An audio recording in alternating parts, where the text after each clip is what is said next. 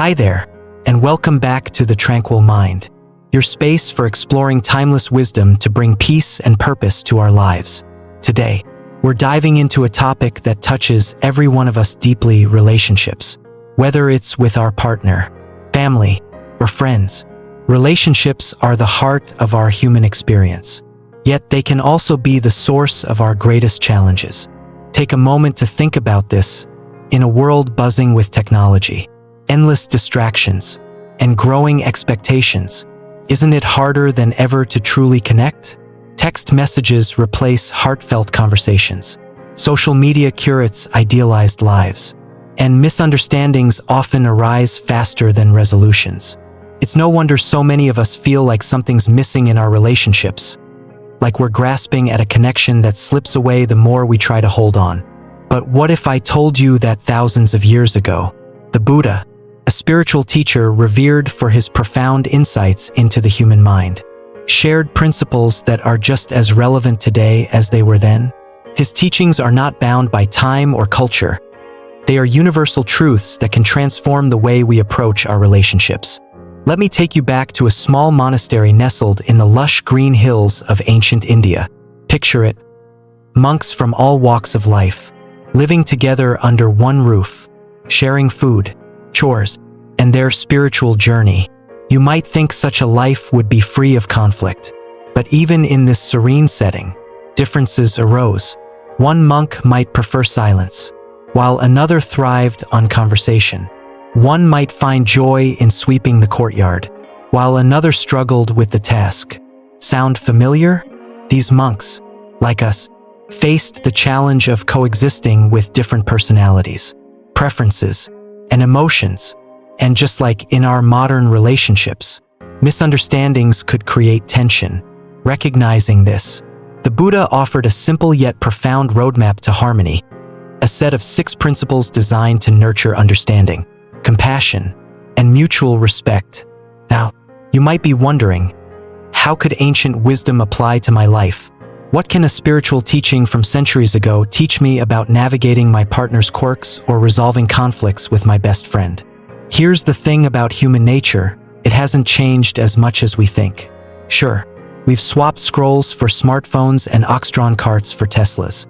But the core of who we are, our emotions, our desires, our struggles, remains the same. The Buddha understood this. He didn't offer quick fixes or shallow advice. Instead, he gave us principles rooted in understanding the mind and the heart, principles that resonate as much today as they did then. The beauty of Buddhist teachings is that they're not dogmatic. You don't have to change your beliefs or embrace a new identity to apply them. These principles are practical tools, like a compass that guides you back to connection and peace, no matter where you are in life. In today's video, we'll uncover these 6 principles and how they can reshape your relationships. Each one is like a thread in the fabric of connection, essential on its own, yet part of a greater whole. From practicing kindness in thought and action to finding common goals, these principles aren't about grand gestures or perfection. They're about the small, meaningful choices we make every day. I'll also share real-life stories to bring these principles to life, stories of love, forgiveness, and growth. And by the end of this video, you'll walk away with not just insights, but practical steps to start transforming your relationships today.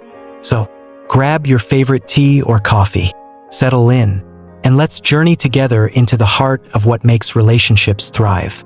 Remember, this isn't just about listening to ancient teachings. It's about discovering how these teachings can meet you where you are and guide you toward a more joyful, fulfilling life. Let's get started. Have you ever found yourself saying to someone you care about, "Why can't you just see it my way?" Maybe it was a disagreement over something small, like how to load the dishwasher, or something bigger, like how to spend the holidays. At the heart of so many conflicts is a quiet but persistent desire. We want others to think, feel, and act the way we do. And when they don't, frustration builds, walls go up, and the connection begins to strain. But what if the secret to stronger relationships isn't about changing others to fit our expectations? What if it's about changing how we see them? The Buddha taught that at the core of every relationship is a truth so simple it's often overlooked. No two people are the same. We each carry our own history, beliefs, fears, and dreams. This diversity is beautiful. It's what makes relationships vibrant and enriching. Yet, it's also the source of many struggles. Why? Because our differences challenge us to step outside ourselves, to see the world through another person's eyes. And let's be honest, that's not always easy. Empathy, the ability to understand and share someone else's feelings, is the foundation of the Buddha's teachings on relationships. He believed that when we approach others with empathy, we unlock the door to understanding and harmony. Instead of asking, "Why can't they be more like me?" we begin to ask, "What is their experience? What might they be feeling?" But empathy isn't just a nice idea, it's a practice. And like any practice, takes intention and effort. Let's explore this principle through some real-life stories that show how empathy can transform relationships. Sarah and James had been married for 10 years. They loved each other deeply, but lately, their relationship felt tense. Sarah often stayed late at work, pouring her energy into her career, while James, who worked from home, managed most of the household responsibilities. Resentment started to build, and their conversations turned into arguments. "You don't care about this family," James would say. "You don't appreciate everything I do." Sarah, hurt and defensive, would respond, "You think I'm working late because I don't care? I'm doing this for us." One night, after another heated argument, Sarah remembered a piece of advice she'd read about empathy. Instead of reacting defensively, she decided to try something different. She asked James to explain how he was feeling, and then she really listened without interrupting, without planning her response, just listening. For the first time, James shared how lonely he felt during the long hours she was away, and how unappreciated he felt for taking care of their home. Hearing this, Sarah's perspective shifted. She realized that her long work hours, which she thought were a sign of love and commitment, were being perceived by James as a lack of care. And when it was her turn to share, James listened too. He learned how much pressure Sarah felt to succeed in her job, how she worried about their financial future, and how guilty she felt for not being home more. That night, something changed. They didn't solve all their problems, but they started to see each other in a new light. Instead of assuming the worst, they began to understand the motives behind each other's actions. Over time, they worked together to find balance, and their relationship grew stronger. The Buddha often used simple analogies to explain profound truths. He once compared understanding others to walking in their shoes. "Imagine," he said, "that you're walking along a rocky path barefoot. Each step hurts, and it's easy to focus only on your own pain. But what if you paused and looked at the person beside you? What if you noticed that they, too, are walking barefoot, navigating their own set of challenges?" This perspective doesn't erase your pain, but it shifts your focus. It reminds you that everyone is carrying something, and when you see their struggle, your heart softens. You move from judgment to compassion. Empathy also invites us to approach differences with curiosity instead of criticism. Take Carla and David. For example, they were colleagues with vastly different working styles. Carla loved structure and planning, while David thrived in spontaneity. Their differences often led to clashes, with Carla accusing David of being disorganized and David calling Carla rigid. One day, during a team-building exercise, they were asked to share something they admired about each other. Carla hesitated but admitted she envied David's ability to stay calm under pressure. David, surprised, shared that he admired Carla's attention to detail. This simple exercise shifted their dynamic. They began to see their differences not as flaws, but as strengths. Over time, they learned to complement each other. Carla helped David plan better, and David taught Carla to adapt when things didn't go as expected. So, how can we bring this principle into our own lives? Here are a few practices inspired by Buddhist teachings. Pause before reacting. When conflict arises, take a moment to breathe. This simple pause creates space for empathy to emerge. Listen without judgment. Practice listening to understand, not to respond. Let the other person feel heard and valued. Ask open-ended questions. Instead of assuming, ask questions like, "Can you help me understand how you're feeling?" Or, "What can I do to support you?" Reflect on your own biases. Be honest about the expectations you bring into relationships. Are you holding others to standards they never agreed to? Practice compassionate imagination. When you struggle to understand someone's actions, imagine what might be driving them, what fears, hopes, or experiences could be influencing their behavior. When we practice empathy, the impact goes beyond our immediate relationships, creates a ripple effect, inspiring others to approach their relationships with the same understanding. Think about a child who sees their parents resolving conflicts with kindness, or a friend who witnesses your patience during a disagreement. These moments plant seeds of compassion that grow far beyond what we can see. In the end, the principle of understanding differences isn't just about avoiding conflict. It's about creating deeper, more meaningful connections. It's about seeing the humanity in others and honoring their unique experiences. And when we do that, our relationships become not just a source of joy, but a path to growth and transformation. This practice of empathy is one of the 6 principles we'll explore together. As we move forward, remember that understanding differences is not about agreeing on everything. It's about making space for each other's truths. And in that space, relationships can flourish. Let's continue this journey. Physical kindness isn't just about grand gestures. It's about the little things, the thoughtful acts of care and support that weave a thread of connection through our daily lives. While love often begins with words or feelings, it's through our actions that love truly finds its expression.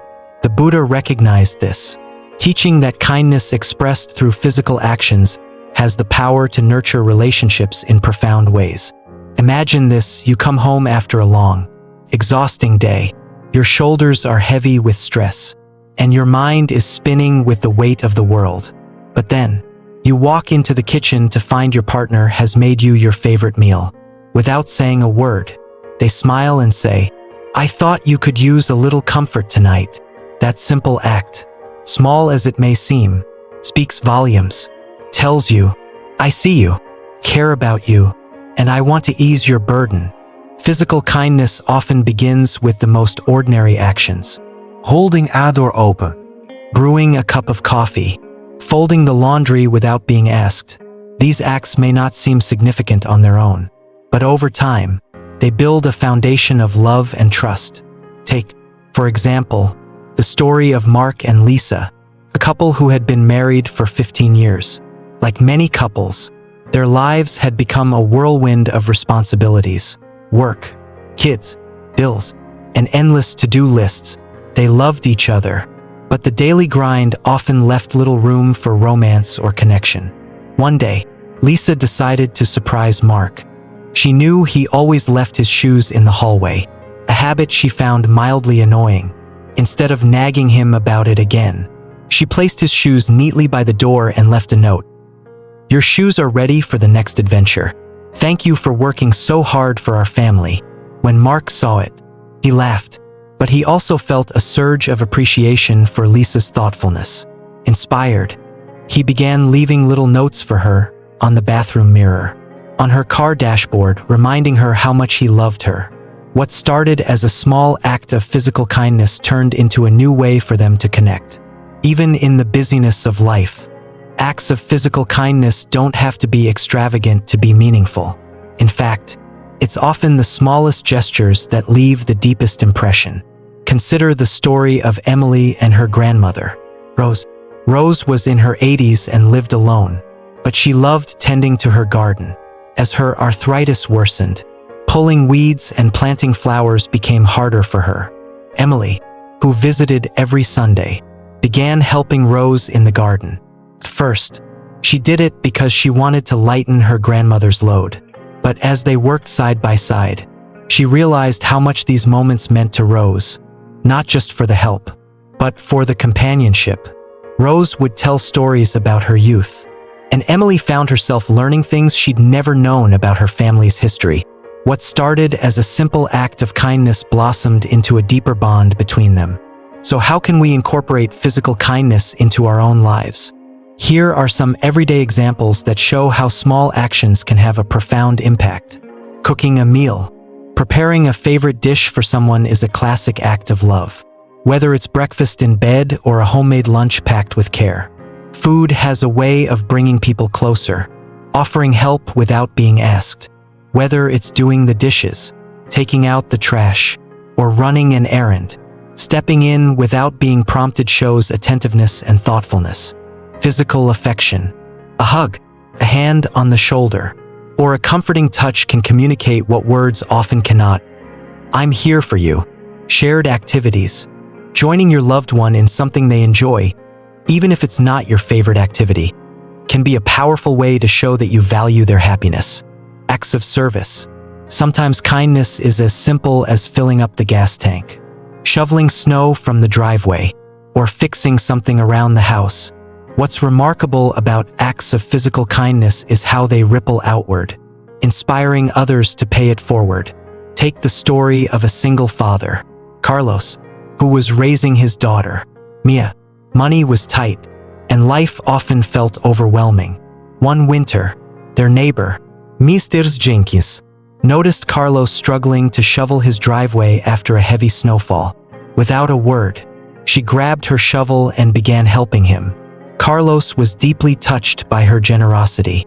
A few days later, when he saw another neighbor's car stuck in the snow, he didn't hesitate to lend a hand. This cycle of kindness didn't stop there. Mia, watching her father's example, began looking for small ways to help at school, holding the door for her classmates, sharing her snacks, and offering a kind word to anyone who seemed down. One act of physical kindness from Mrs. Jenkins had set off a chain reaction that spread far beyond her own driveway. The Buddha often emphasized the power of intention behind our actions. Physical kindness isn't just about what we do, it's about why we do it. When our actions are motivated by genuine care and compassion, they carry a special energy that strengthens relationships and builds trust. In one of his teachings, the Buddha shared a story about a man who carried a bowl of rice to his neighbor every morning. The neighbor was grateful but one day asked, "Why do you do this?" The man replied, "Because when you are well-fed, I am at peace. Your happiness is my happiness." This story reminds us that true acts of kindness are never about obligation, they're about connection. To make physical kindness a natural part of your relationships, consider these steps. Pay attention. Notice the little things your loved ones need or appreciate. Is your partner always rushing in the morning? Lay out their keys and wallet where they can easily find them. Start small. Don't wait for a big occasion to show kindness. Simple act, like pouring a cup of coffee or sending a text that says, "Thinking of you," can make a big difference. Be consistent. Kindness is most powerful when it's part of your daily life. Look for ways to incorporate it into your routines. Led by example. When you practice physical kindness, you inspire others to do the same. Creates a culture of care in your home, workplace, and community. Ultimately, physical kindness is about creating moments of connection in the midst of life's chaos. It's a way of saying, "I see you, and you matter to me." And while it might seem simple, it's often these small, consistent acts that have the greatest impact on our relationships. So, the next time you see an opportunity to show physical kindness, whether it's carrying someone's groceries, offering a smile, or lending a hand, take it. You never know how far that kindness might travel. As the Buddha taught, our actions have the power to transform not just our own lives, but the lives of those around us. And that is the true gift of kindness. Language is powerful. It can build bridges or erect walls, heal wounds or inflict them, bring people together or tear them apart. Words have an incredible ability to shape relationships. For better or worse, the Buddha often spoke about the power of speech, emphasizing that kind words carry a special kind of energy. They calm storms, ease tensions, and nurture the bonds that connect us. Imagine this: You're in the middle of a disagreement with someone you care about. The air feels thick. Emotions are running high, and your instinct is to fire back with a sharp retort. But instead of giving in to anger, you pause, take a breath, and say something unexpected. I hear what you're saying, and I want to understand. Can we talk this through? Those words don't just diffuse the tension. They open a door to resolution. This is the power of verbal kindness. It's not about suppressing your voice or avoiding conflict. It's about choosing words that foster understanding. Even in the midst of disagreement, think about the relationships in your life. How often do you express appreciation, encouragement, or love through words? And on the flip side, how often do misunderstandings arise because of something said or left unsaid? The truth is, the way we speak to others reflects how we feel about them. Harsh words can leave scars that linger long after an argument is over, while kind words can create moments of connection that last a lifetime. The Buddha understood this deeply, teaching that mindful speech is a cornerstone of harmonious relationships. Let me share a story about two sisters, Rachel and Emma, who found themselves at odds after their mother passed away. The stress of dividing their mother's belongings brought old tensions to the surface. One day, during a particularly heated argument over a family heirloom, Rachel blurted out, "You always take whatever you want. You're so selfish." Emma, hurt and defensive, snapped back, "At least I don't act like a martyr all the time." The argument escalated, and for weeks, they barely spoke. One evening, Rachel confided in a close friend, who gently encouraged her to approach Emma with kindness. Rachel was skeptical. Why should she be the one to apologize? But her friend reminded her that kind words have the power to heal, even when we don't feel like saying them. The next day, Rachel called Emma. "I've been thinking about our fight," she began.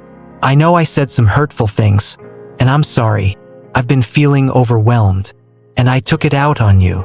Emma was quiet for a moment before replying, "I'm sorry too. I know this has been hard for both of us." That simple exchange transformed their relationship.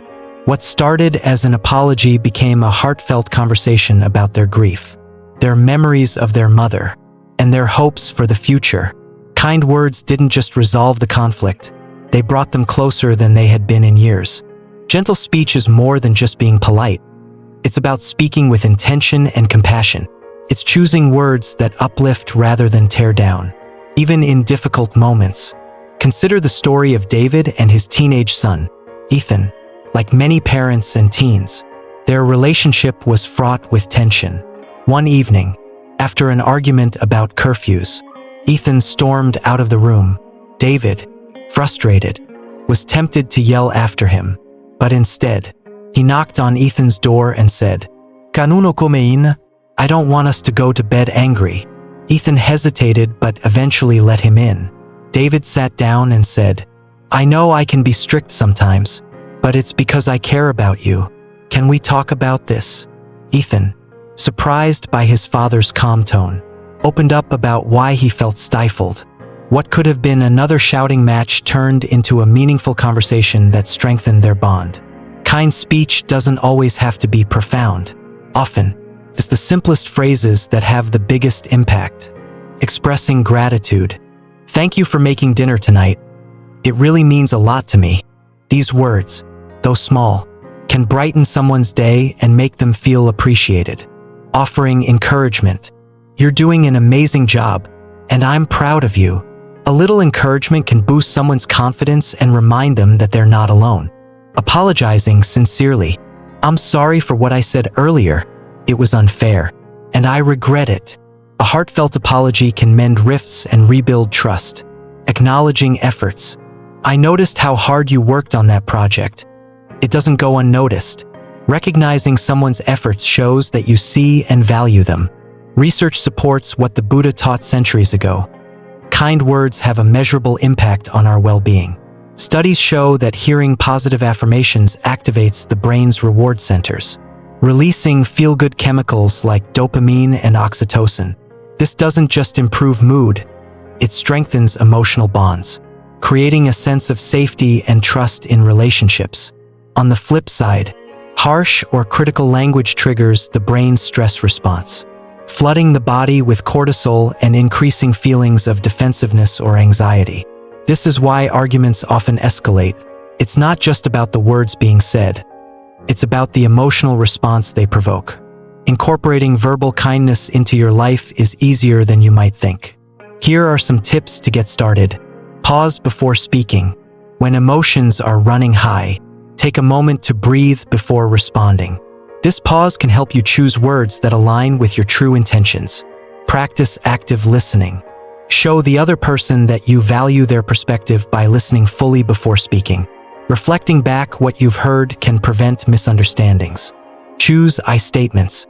Instead of saying, "You're always late," try, "I feel hurt when we don't start on time." This approach reduces defensiveness and fosters constructive dialogue. End on a positive note. Even in tough conversations, find something kind to say. For example, "I know we don't always see eye to eye, but I appreciate that you're willing to talk about this." Just as physical kindness can inspire others, verbal kindness creates a ripple effect. When you speak kindly, you set a tone that encourages those around you to do the same. This is especially important in families, where children often model their communication style after their parents. Take the story of Mia, a young mother who made a conscious effort to speak kindly to her husband and children. She noticed that her kids began using the same gentle language with each other, resolving conflicts with words like, "I understand how you feel," instead of shouting or blaming. The Buddhist concept of right speech reminds us to speak truthfully, kindly, and at the right time. He taught that words have the power to plant seeds, either of harmony or discord. When we choose our words carefully, we nurture relationships and create a world that reflects compassion and understanding. Kindness doesn't always begin with action or words. Often, it starts silently in the mind with our thoughts. The way we think about others shapes how we treat them, how we respond to them, and ultimately, how our relationships unfold. The Buddha taught that our thoughts are like seeds, and what we nurture in our minds eventually grows into our actions and words. If our thoughts are rooted in kindness, they will blossom into acts of love and compassion. Let's take a moment to consider this. How often do we silently judge or criticize those closest to us? Maybe it's a partner who left the sink full of dishes or a friend who forgot your birthday. Without realizing it, we might let those small frustrations spiral into resentment. But what if, instead of assuming the worst, we chose to think kindly? What if we gave others the benefit of the doubt? The Buddha believed that mental kindness is not only transformative, it's essential for building deep, lasting relationships. Imagine this scenario. Sam and Julie have been married for 5 years. Sam is an early riser who starts his day with a workout, while Julie loves to sleep in. One Saturday morning, Sam got up early to mow the lawn, and the noise woke Julie. Frustrated, she thought, "Why is he always so inconsiderate? He knows I value my weekend sleep." Sam, on the other hand, thought he was being helpful. As he mowed the lawn, he was thinking, "I hope Julie appreciates this. I'm trying to make her day easier by getting the yard work done early." Neither of them said anything about it, but the morning felt tense. Julie's annoyance grew as she replayed her negative thoughts, and Sam felt unappreciated as he worked. What could have been a harmonious morning became a quiet battlefield, all because of the stories they told themselves in their minds. Had Julie paused and considered Sam's perspective, she might have thought, "He's trying to be thoughtful in his own way." Similarly, if Sam had wondered how Julie felt, he might have realized, "She probably values her rest. I could do this later next time." By reframing their thoughts, they could have turned a moment of misunderstanding into one of connection. This is the power of mental kindness. It allows us to approach situations with empathy and understanding, even when emotions run high. Mental kindness isn't just about reframing individual moments. It's about creating a mindset that naturally fosters harmony. Think about it this way: when your thoughts about someone are kind and compassionate, It influences the energy you bring to the relationship. You're more likely to smile, to speak gently, and to act with care. And when the other person senses your warmth, they're likely to respond in kind. Take the story of Maya, a yoga teacher, and her student, Alex. Alex was new to yoga and struggled to keep up with the class. He often interrupted to ask questions, which frustrated Maya. At first, she thought, why can't he just go with the flow like everyone else? But one day, she caught herself and decided to shift her perspective. Instead of seeing Alex as a disruption, she thought, he's here because he wants to learn. How can I make this a positive experience for him? This change in mindset affected her actions. She began offering Alex gentle guidance and encouragement during class. Over time, Alex's confidence grew, and he became one of Maya's most dedicated students. This shift didn't require Maya to change her actions. Her thoughts naturally influenced how she interacted with Alex. By thinking kindly, she created a space where both of them could thrive.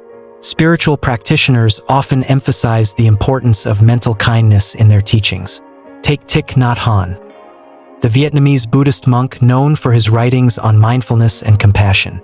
He often spoke about the practice of watering positive seeds in our minds. According to Thich Nhat Hanh, we all have seeds of anger, jealousy, love, and kindness within us. The thoughts we choose to focus on determine which seeds grow. Consider the story of Anna, a young woman who attended a retreat led by Thich Nhat Hanh. She struggled with feelings of resentment toward her mother, who she felt had been overly critical during her childhood. During a mindfulness exercise, she was encouraged to think about the moments when her mother showed her love. Anna remembered her mother staying up late to sew costumes for her school play and cooking her favorite meals on her birthday. By focusing on these positive memories, Anna began to see her mother in a new light. Her resentment softened, replaced by gratitude and understanding. When she returned home, she found it easier to communicate with her mother, and their relationship began to heal. Cultivating mental kindness is a practice, one that requires patience and intentionality. Here are some steps to help you get started. Notice your thoughts. Pay attention to the narratives you create about others. Are your thoughts critical or compassionate? Simply becoming aware of your mental patterns is the first step toward change. Reframe negative thoughts. When you catch yourself thinking negatively, try to reframe the situation.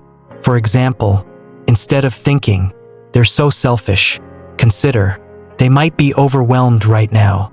Practice gratitude. Take a moment each day to reflect on the qualities you appreciate in the people around you. This practice shifts your focus from criticism to gratitude. Meditate on loving kindness. Loving kindness meditation, or metta meditation, is a powerful way to cultivate mental kindness. Start by silently repeating phrases like, "May you be happy, may you be healthy, may you be at peace." As you think of someone in your life, give people the benefit of the doubt. When someone's actions frustrate you, consider what they might be going through. Choosing to see the best in others can transform how you experience relationships. When we think kindly about others, it doesn't just change how we feel, it changes how we show up in the world. Our relationships become more harmonious, our interactions more genuine, and our lives more fulfilling. Take the story of Leah, a nurse who worked in a busy hospital. She often felt drained by the demands of her job, and she struggled to remain patient with difficult patients. One day, during a mindfulness workshop, Leah learned about the power of mental kindness. She began silently repeating a mantra as she worked. "May this person find ease. May they feel cared for." This practice transformed her approach to her patients. Instead of feeling resentful, she found herself more empathetic and attentive. Her patients noticed the change, often commenting on her warmth and kindness, and Leah, in turn, felt more fulfilled in her work. Generosity is a universal language, transcends words, cultures, and even time. At its core, generosity is about connection, about reaching beyond ourselves to give to others, not out of obligation, but out of genuine care. In Buddhist teachings, Generosity, or dana, is one of the foundational virtues. It's seen as a powerful practice that not only helps others but also transforms the giver. The Buddha often taught that true generosity is not measured by the size of the gift, but by the intention behind it. Think about this. When was the last time you gave something your time, your attention, or even just a small token of appreciation? How did it feel? There's a reason generosity brings us joy. It reminds us that we're all connected, that our lives are richer when we share them with others. Generosity doesn't have to mean grand gestures. It's often the simplest acts that create the deepest impact. Take the story of Ben and Lucy, a young couple just starting out in life. Money was tight, and their schedules were packed, leaving little room for indulgence. One evening, after a particularly grueling day at work, Lucy came home to find that Ben had made her favorite dish, spaghetti carbonara. It wasn't fancy, but it was thoughtful. Ben had sacrificed his lunch break to shop for the ingredients and spent his evening cooking, just to make Lucy smile. That small act of generosity strengthened their bond. Lucy felt seen and cared for, and Ben experienced the joy of making her happy.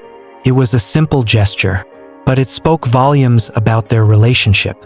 The act of sharing, whether it's food, time, or experiences, creates moments of connection that bring people closer. Let me tell you about Maria, a single mother who worked long hours to provide for her 2 children. Despite her busy schedule, Maria always made time for Sunday dinners with her neighbors, the Garcias. Every Sunday, the families would gather around the table, each bringing a dish to share. It wasn't about impressing anyone. It was about coming together. Maria often brought simple meals, like homemade tortillas or a pot of beans, but the Garcias always welcomed her contributions with gratitude. Over time, these dinners became a source of strength for Maria. She knew she wasn't alone. She had a community that cared for her and her children. In these moments, it wasn't just food being shared, it was laughter, support, and love. The simple act of sharing a meal turned neighbors into family, reminding everyone at the table of the power of generosity. The Buddha often spoke about the transformative power of generosity. In one of his teachings, he shared the story of a poor woman who gave a single coin to a monk. Though it was all she had, she gave it freely, with a pure heart. The Buddha praised her, saying that her gift was as valuable as the riches of a king, because it was given with sincerity. This story highlights an important truth. Generosity is not about how much we give, but about the spirit in which we give it. It's about offering what we can, whether it's material goods, a helping hand, or simply our presence with an open and kind heart. Generosity has a way of creating ripples, inspiring others to give as well. Take the story of James, a businessman who decided to donate his bonus to fund scholarships for underprivileged students. One of the recipients, Sarah, used her scholarship to study education and eventually became a teacher. Years later, Sarah started a program to mentor at-risk youth, helping dozens of children find their path. James's act of generosity didn't just change Sarah's life, it sparked a chain reaction that touched countless others. This is the magic of generosity. Its impact often extends far beyond what we can see. In relationships, generosity is about more than just giving. It's about creating space for each other. It's about sharing not just physical things, but also emotional support, time, and effort. Consider the story of Mike and Emma, who had been struggling to connect after the birth of their first child. Emma felt overwhelmed with the demands of motherhood, while Mike, unsure how to help, often kept his distance. One evening, Emma broke down, admitting she felt like she was carrying the weight of everything alone. Mike realized that his wife didn't need him to fix everything. She just needed him to be there. From that day forward, he made a point to share in the responsibilities of parenting. He started by taking over the nighttime feedings so Emma could get some rest. It was a small gesture, but it made a world of difference. Emma felt supported, and their relationship began to strengthen. If you're wondering how to bring more generosity into your life, here are some simple ideas. Share your time, offer to help a friend move, babysit for a busy parent, or volunteer for a cause you care about. Time is one of the most valuable things you can give. Give without expecting anything in return. Whether it's buying a coffee for the person behind you in line or leaving a kind note for a colleague. Acts of generosity are most powerful when they're given freely. Be generous with your words, compliments, encouragement, and expressions of gratitude are gifts that cost nothing but can mean everything. Share your knowledge or skills. Teach someone how to cook a recipe you love. Help a coworker with a project. Or mentor someone who's just starting out. Practice generosity at home. Do something thoughtful for your partner, like making them breakfast or surprising them with their favorite treat. These small acts can strengthen your bond and show your appreciation. Generosity isn't just about giving, it's about adopting a mindset of abundance. It's about recognizing that we always have something to offer, no matter how small. When we approach life with this mindset, we begin to see opportunities for connection and kindness everywhere. Take the story of Lily, a retired schoolteacher who spent her days tending to her garden. One summer, she had an abundance of tomatoes and decided to share them with her neighbors. What started as a simple act of generosity turned into a neighborhood tradition. Each week, someone would contribute something: freshly baked bread, a basket of peaches, or a bouquet of flowers. Over time, these exchanges created a sense of community that brought everyone closer together. Generosity is more than just a virtue. It's a way of life. It's a practice that reminds us of our shared humanity and strengthens the bonds that connect us. Whether it's through simple gestures, shared experiences, or acts of kindness, generosity has the power to transform not only our relationships but also our world. And that is a gift worth sharing. Virtue is the quiet foundation of trust, the invisible thread that holds relationships together. Without it, even the strongest connections can unravel. In Buddhist teachings, virtue, sila, isn't just about following rules. It's about living with integrity, aligning our actions with our values, and treating others with respect and honesty. The Buddha often taught that when we cultivate virtue, we don't just build trust with others, we create inner peace within ourselves. Trust, in many ways, is the currency of relationships. It's what allows us to feel safe with one another, to share our vulnerabilities, and to build something lasting. But trust isn't given freely. It's earned through consistent actions, and virtue is its cornerstone. Imagine this. You're confiding in a friend about something deeply personal. You're nervous, unsure if you're making the right choice by opening up. But as you speak, they listen attentively, their eyes full of understanding. Days later, you hear from another mutual friend that your secret has been kept safe. In that moment, you realize just how much you trust them and how much their integrity means to you. Now consider the opposite. You share something vulnerable, only to find it becoming the topic of gossip. That breach of trust doesn't just hurt. It changes the way you see that person. This is why virtue is so critical in relationships. It's what ensures that our words and actions are aligned with honesty, kindness, and respect. Let me share the story of Alex and Ben, two childhood friends who started a business together. For years, their partnership thrived on mutual trust. But one day, Alex discovered that Ben had been using company funds for personal expenses. The betrayal hit Alex hard, not just because of the financial loss, but because of the deep trust he had placed in Ben. Confronted with the truth, Ben didn't try to justify his actions. Instead, he admitted his mistake and expressed genuine remorse. "I let my ego and greed take over," he confessed. "I don't expect you to forgive me, but I want to make things right." Ben took steps to repay the funds and even attended counseling to address the underlying issues that led to his actions. Over time, Alex saw that Ben's efforts weren't just superficial. They were rooted in a genuine desire to rebuild trust. While their friendship would never be the same, Alex began to respect Ben's willingness to take responsibility and grow. This story highlights an important truth. Trust can be rebuilt, but it requires integrity and consistent effort. Virtue is not about perfection. It's about owning up to our mistakes and striving to do better. The Buddha often described virtue as the foundation of a good life. In relationships, this translates to practicing honesty, respect, and compassion. One of his teachings focuses on the 5 precepts, which are principles of ethical conduct. Refrain from taking life, nonviolence, and kindness. Refrain from taking what is not given. Honesty and respect for others' property. Refrain from sexual misconduct. Faithfulness and respect in relationships. Refrain from false speech. Truthfulness. Refrain from intoxicating substances. Clear-mindedness and responsibility. These precepts aren't just rules, they're guidelines for living with integrity. When we honor these principles, we naturally build trust in our relationships. Virtue doesn't have to manifest in dramatic ways. Often, it's the small, consistent acts of integrity that make the biggest difference.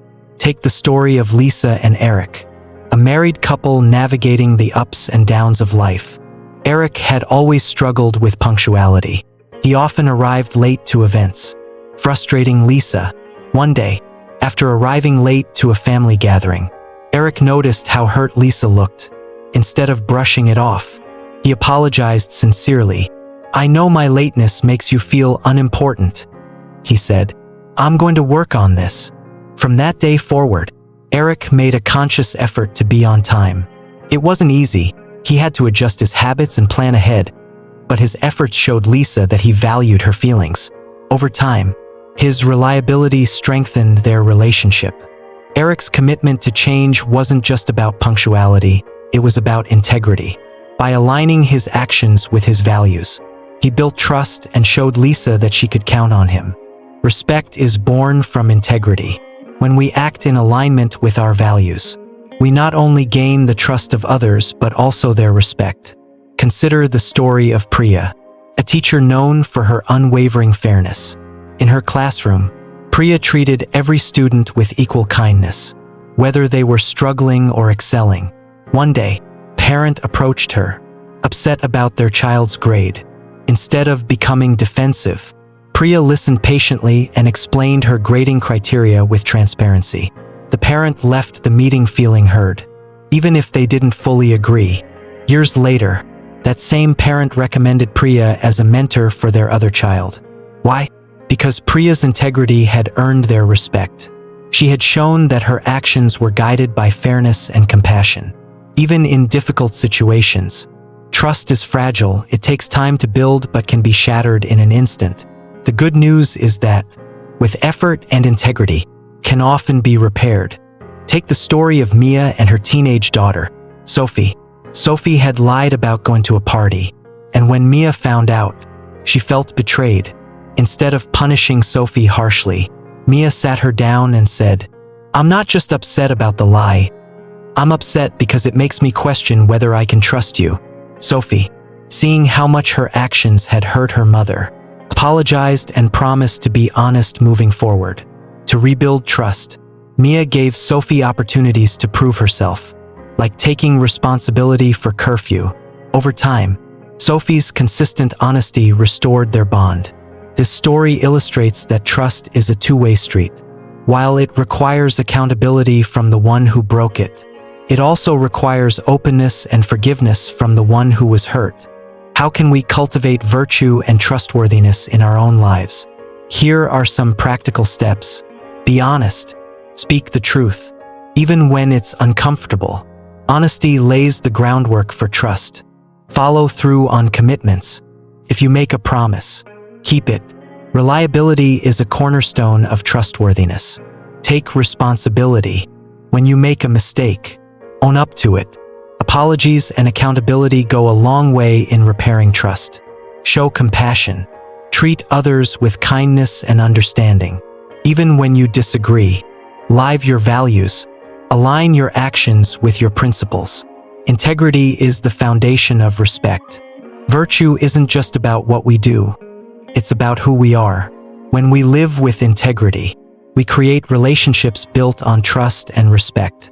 And in a world where trust can feel like a rare commodity, that's a gift worth cultivating.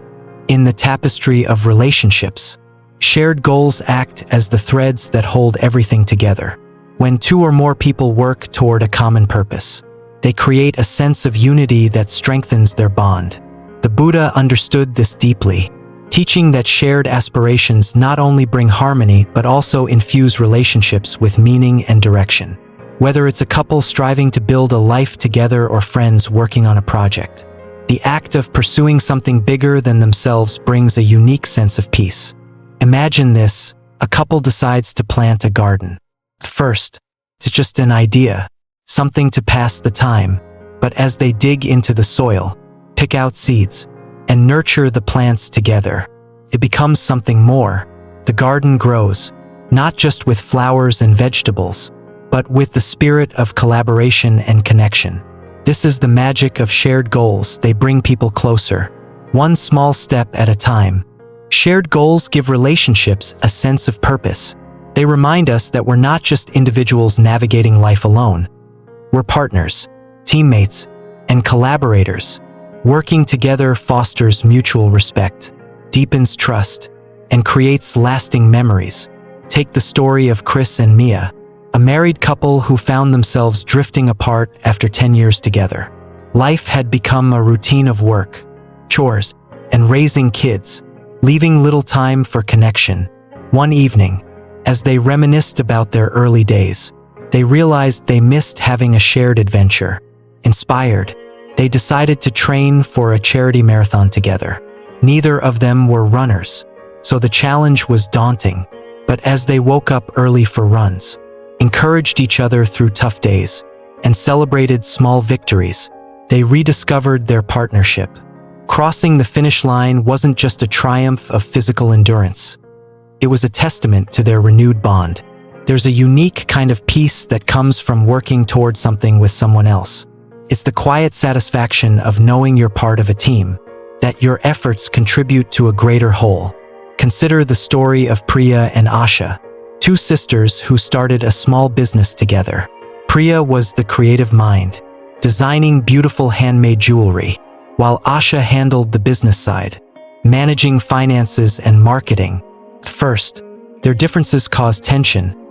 Priya felt Asha was too focused on profits, while Asha worried Priya's artistic vision wasn't practical. One evening, after a particularly heated argument, they sat down and talked about their goals. They realized they both wanted the same thing: to create something meaningful that supported their family.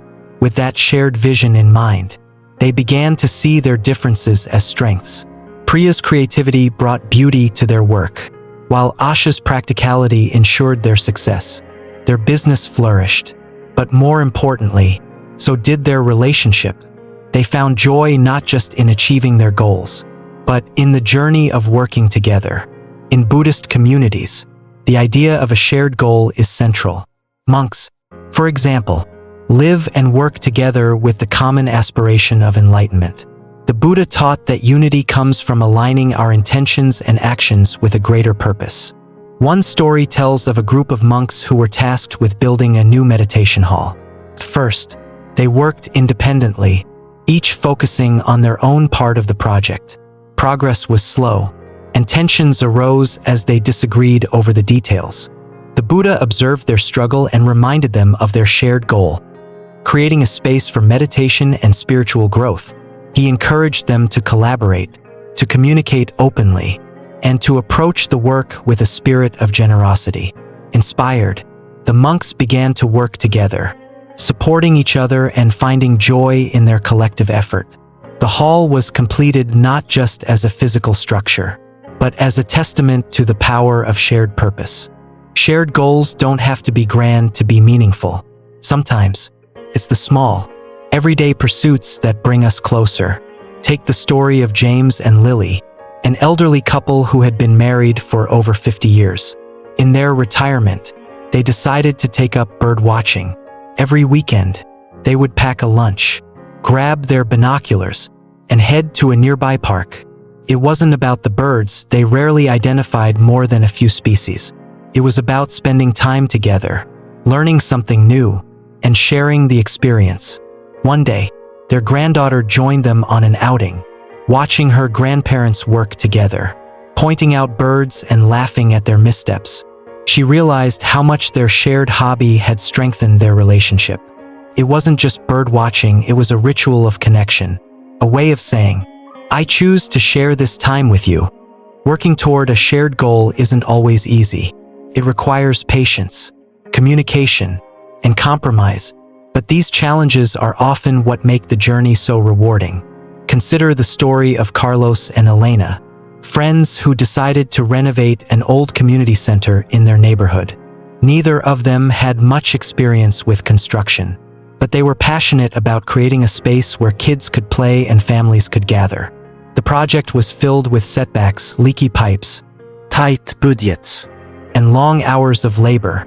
At times, their frustration boiled over into arguments. But through it all, they kept their focus on their goal. They reminded each other why they started and celebrated small wins along the way. When the renovation was finally complete, the entire neighborhood came together to celebrate. Carlos and Elena stood side by side, exhausted but proud, knowing their shared effort had made a lasting impact. If you're looking to strengthen your relationships through shared goals, here are some ideas to get started. Find a common interest, whether it's cooking, hiking, or volunteering. Choose an activity that excites both of you.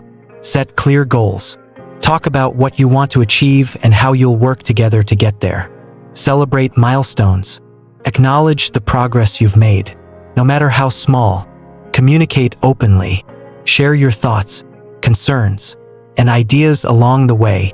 Good communication is key to collaboration. Be flexible. Remember that the journey is just as important as the destination. Be willing to adapt and grow together. When we work toward shared goals, the impact often extends beyond the relationship itself. It inspires others, creates a sense of community, and reminds us of our interconnectedness. Take the story of a group of friends who decided to organize a neighborhood cleanup. What started as a small initiative grew into a monthly event, with more and more people joining each time. The cleanup didn't just beautify the neighborhood, it created a sense of pride and camaraderie among the residents. Shared goals, no matter how big or small, have the power to bring people together in ways that are both profound and lasting. Working toward a shared goal isn't just about achieving something. It's about the journey of collaboration, the lessons learned along the way, and the bonds that are strengthened in the process. In a world that often feels divided, these moments of unity remind us of what's possible when we come together. And that, perhaps, is the greatest goal of all. Relationships are the cornerstone of our lives. They bring us joy, challenge us to grow, and teach us lessons we can't learn alone. The 6 principles we've explored: understanding differences, practicing physical kindness, speaking with verbal kindness, cultivating mental kindness, embracing generosity, and working toward shared goals are more than just guidelines. They are pathways to connection, tools to nurture harmony, and keys to unlocking the depth of human relationships. Think about the people in your life. Imagine the moments you've shared, the laughter, the struggles, the quiet times. Relationships, like gardens, require care. They thrive when we tend to them with patience, compassion, and effort. The Buddhist teachings remind us that the most profound connections aren't built in a day. They are cultivated over time, through small acts of love and consistent choices to show up for one another. Let's revisit these principles, one by one. Understanding differences. Recognizing and respecting that we are all unique is the foundation of empathy. By embracing our differences, we create space for deeper understanding and connection. Physical kinten. Through small gestures, whether it's lending a hand or sharing a meal, we show our love in tangible ways. These acts of care strengthen the bonds we share. Verbal kindness. Words have the power to heal or hurt. By choosing kindness in our speech, we uplift those around us and foster an atmosphere of trust and respect. Mental kindness.